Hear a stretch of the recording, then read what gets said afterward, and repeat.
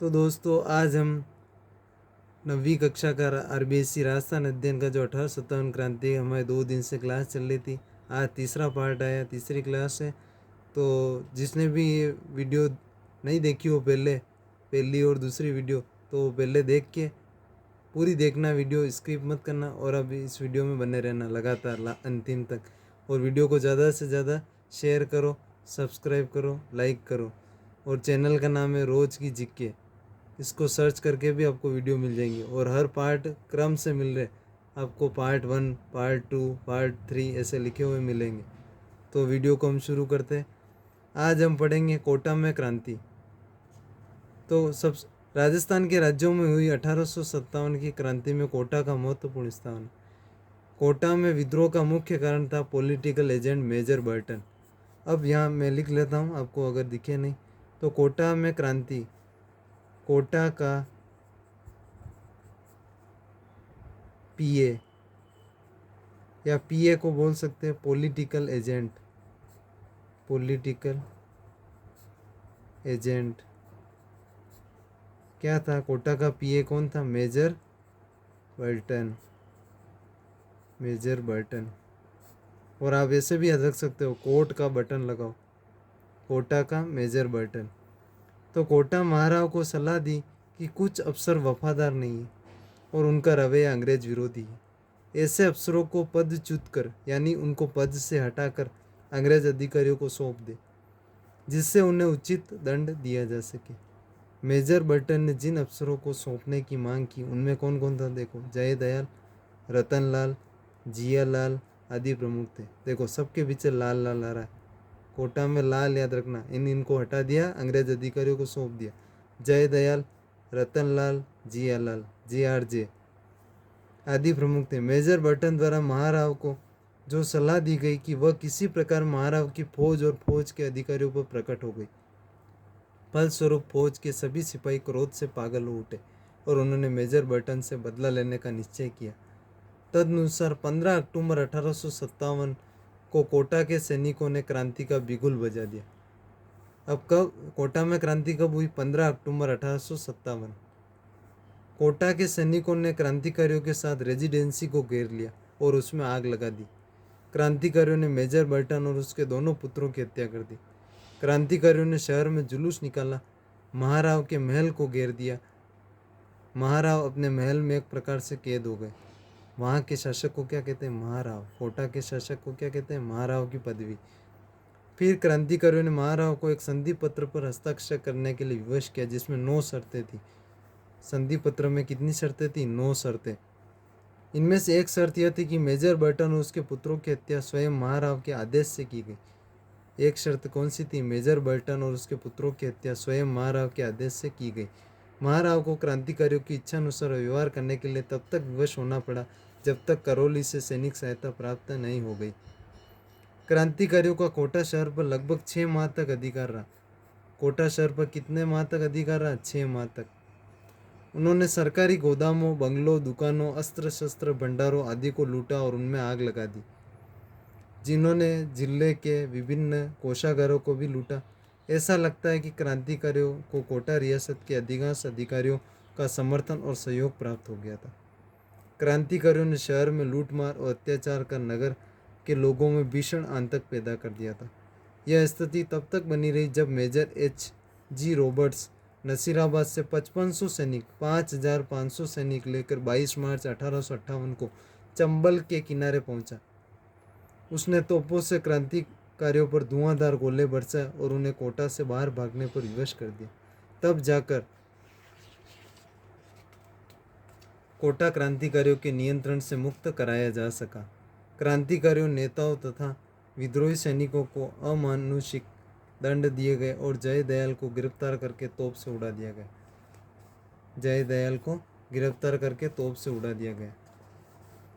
तो दोस्तों, मैं वीडियो को कंटिन्यू करने से पहले आपको एक बार और बता देता हूँ कि आप ज़्यादा से ज़्यादा ये वीडियो को ज़्यादा से ज़्यादा दोस्तों तक शेयर करें, सब्सक्राइब करें, लाइक करें, कमेंट करें और वीडियो को अंत तक देखें, स्किप नहीं करें, तो आपको वीडियो ध्यान से समझ में आएगी।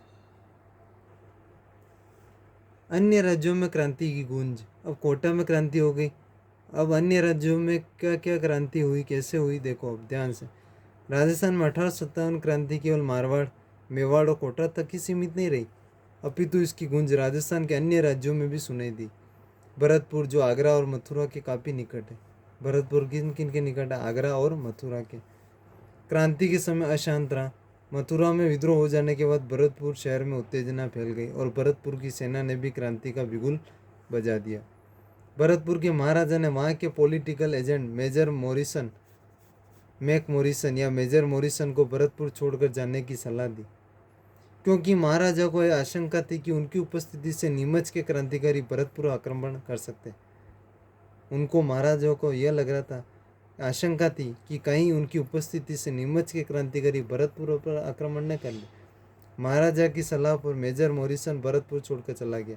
क्रांति की अवधि में भरतपुर रियासत की स्थिति बड़ी विषम थी। क्रांतिकारी सैनिकों की अनेक टुकड़ियां भरतपुर की सीमा से होकर गुजरी।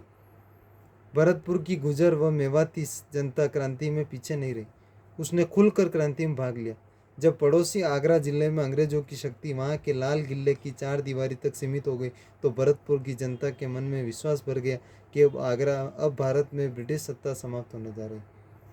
अलवर में भी दिल्ली के कुछ क्रांतिकारियों के आ जाने के कारण क्रांतिकारी गतिविधियां पनपने लगी थी। अलवर रियासत के गांवों के गुजरों ने अपने पड़ोसी राज्य भरतपुर की भांति ब्रिटिश विरोधी भावना का खुलकर प्रदर्शन किया। उन्होंने अपनी क्रांतिकारी गतिविधियों से शासकों को काफ़ी परेशान किया। धौलपुर रियासत में भी गंभीर उपद्रव हुए। अक्टूबर 1857 के प्रारंभ में ग्वालियर और इंदौर के क्रांतिकारियों की संयुक्त सेना धौलपुर में प्रविष्ट हो गई। क्रांतिकारियों के प्रति सहानुभूति के कारण धौलपुर रियासत की सेना और अनेक अधिकारी राजा का साथ छोड़कर क्रांतिकारियों से मिल गए, जिससे धौलपुर की सत्ता खतरे में पड़ गई। क्रांतिकारियों ने धौलपुर में खूब लूटमार की। उन्होंने वहां के राजा को घेर कर जान से मारने की धमकी दी। विवश होकर राजा को क्रांतिकारियों की मांगें स्वीकार करनी पड़ी। यहाँ दिख नहीं रहा आपको? मांगे कि उनकी क्या क्या मांगे थी, मांगे स्वीकार करनी पड़ी। धौलपुर में इन क्रांतिकारियों ने राव रामचंद्र और हीरालाल के नेतृत्व में राजा के अधिकांश तोपों पर अधिकार कर लिया और उनकी सहायता से आगरा पर आक्रमण कर दिया। यह स्थिति तब तक बनी रही जब दिसंबर में पटियाला के शासक द्वारा भेजी गई सेना की सहायता से धौलपुर में व्यवस्था स्थापित नहीं हो गई। जयपुर में महाराजा को उनके एक पदाधिकारी राव शिव सिंह, जयपुर में महाराजा के एक पदाधिकारी का नाम क्या था? राव शिव सिंह ने सलाह दी कि वे अंग्रेजों और मुगल बादशाह बहादुर शाह दोनों से मित्रतापूर्ण संबंध बनाए रखें, किंतु उनके प्राइवेट सेक्रेटरी पंडित शिवदीन ने महाराज पर अंग्रेजों का साथ देने के लिए जोर डाला। जयपुर में नवाब विलायत खां, मियाँ उस्मान खां और शादुल्ला खां मुगल सम्राट से मिलकर ब्रिटिश सत्ता के विरुद्ध क्रांति का षड्यंत्र रच रहे थे। मुगल सम्राट के साथ किए गए उनके इस पत्र व्यवहार की जानकारी महाराज को मालूम हो गई। अतः उन्होंने सादुल्ला खां को राज्य से निष्कासित कर दिया और शेष दोनों को बंदी बनाकर कारागार में डाल दिया। टोंक में भी नवाब की सेना ने मीर आलम खां के नेतृत्व में विद्रोह कर दिया। टोंक में भी नवाब की सेना थी, मीर आलम खां नेतृत्व में विद्रोह कर दिया और टोंक का नवाब अंग्रेजों के साथ था। यानी टोंक का शासक कौन था उस समय? क्रांतिकारी नवाब वजीरुद्दौला खां। मगर नवाब की सेना ने नीमच के क्रांतिकारियों को टोंक आने के लिए आमंत्रित किया और उनकी सहायता से नवाब के किले को घेर लिया।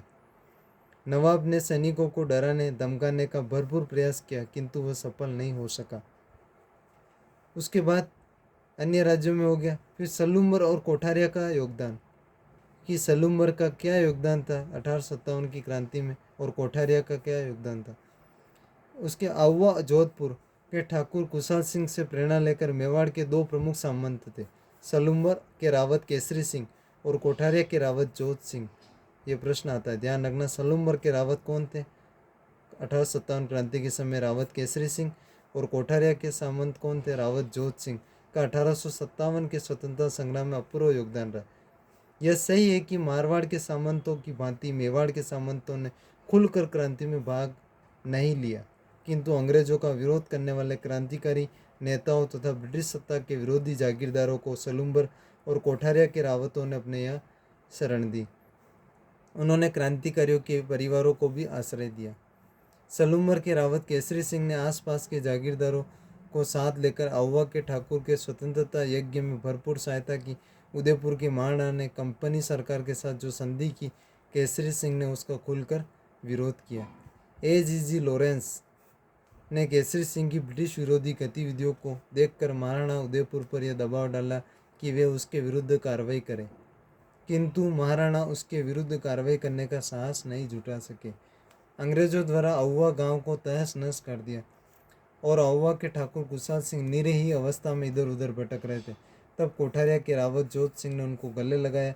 उन्होंने कोठारिया में पेशवा नाना साहब और उनके परिवार को भी शरण दी और सब प्रकार की सुख सुविधा उपलब्ध कराई। इस प्रकार ब्रिटिश सत्ता का विरोध कर वह भावी परिणामों की चिंता न कर सलूम्बर और कोठारिया के रावतों ने अपूर्व त्याग और साहस का परिचय दिया। फिर क्या हुआ? अगस्त 1858 में समस्त भारत में विद्रोह कुचल दिया गया। नवंबर 1858 में ईस्ट इंडिया कंपनी ने भारत का शासन ब्रिटिश ताज को सौंप दिया। नवंबर 1858 में ईस्ट इंडिया कंपनी ने भारत का शासन किसको सौंपा? ब्रिटिश ताज को सौंप दिया। ब्रिटेन की महारानी विक्टोरिया की ओर से भारत के सभी नरेशों के अधिकारों एवं विशेषाधिकारों को सुरक्षित रखने का आश्वासन दिया गया। उदयपुर महाराणा ने इसका स्वागत किया और अंग्रेजों के सम्मान में भव्य दावत दी गई। यद्यपि राजस्थान में प्रथम स्वतंत्रता संग्राम असफल रहा, परंतु विप्लव के बाद राजस्थान के परंपरागत ढांचे का स्वरूप बदलने लगा। आधुनिक शिक्षा का प्रसार, नए मध्यम वर्ग का जन्म, प्रशासनिक सेवाओं में जनसाधारण की नियुक्तियां और वैश्य समुदाय का सहयोग लिया जाने लगा। इन्हें महत्वपूर्ण पद और विभिन्न प्रकार के संरक्षण देना आदि कुछ इस तरह के कार्य होने लगे, जिससे राजपूतों का महत्व कम होता गया। राजस्थान के नरेश और जागीरदार अब अंग्रेजों पर पूरी तरह से निर्भर हो गए। उसके बाद 1857 की क्रांति की असफलता के क्या कारण? सफलता हो गए, अब असफलता के क्या कारण है? पहला कारण है, राजस्थान के राजाओं ने अंग्रेजों के प्रति अपने झुकने की प्रवृत्ति का परिचय दिया। यानी राजस्थान के जितने भी राजा थे, जहाँ जहाँ रियासतों के शासक थे, उन्होंने अंग्रेजों की ओर झुक गए। अंग्रेज जो कहते वो उनकी मानते, हर मांग को स्वीकार किया राजाओं ने। जयपुर, अलवर, भरतपुर, धौलपुर, करौली, सिरोही, टोंक, बीकानेर, डूंगरपुर, बांसवाड़ा, प्रतापगढ़ के शासकों ने विप्लव की आंधी को रोकने के लिए ब्रिटिश सत्ता का सहयोग दिया। मुगल सम्राट बहादुर शाह और स्थानीय विद्रोहियों ने राजस्थानी राजाओं को स्वतंत्रता संग्राम का नेतृत्व प्रदान करने हेतु आमंत्रित किया, पर इसके बाद भी उन्होंने अंग्रेजों का साथ दिया। फिर दूसरा कारण है, राजस्थान के विद्रोहियों में आपसी एकता और संपर्क का अभाव था।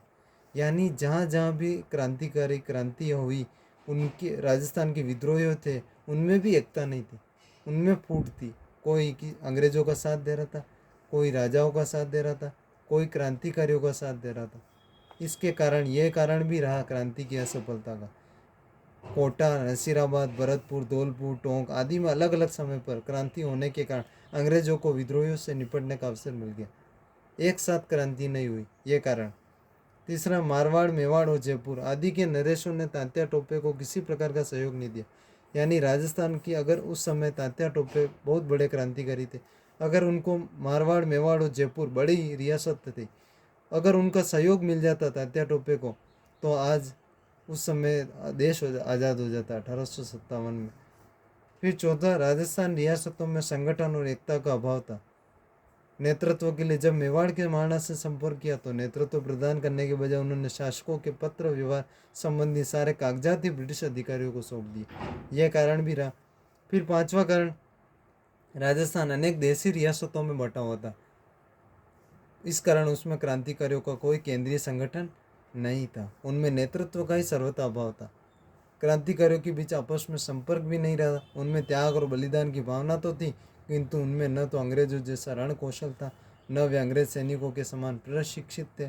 इसके अतिरिक्त क्रांतिकारियों को धन, रसद और हथियारों की कमी का भी सामना करना पड़ा। छठा कारण, अंग्रेजों ने अन्य क्षेत्रों में हुई क्रांति का दमन करते हुए जून 1858 में तक उत्तर भारत के अधिकांश भाग पर पुनः अपना नियंत्रण कर लिया अंग्रेजों ने। इस कारण उन्होंने राजस्थान में हुई क्रांति का दमन करने के लिए अपनी पूरी शक्ति लगा दी। उत्तर के 1857 क्रांति के परिणाम क्या रहे? सन 1857 क्रांति असफल होने के बाद राजस्थान की रियासतें ब्रिटिश संरक्षण में चली गई।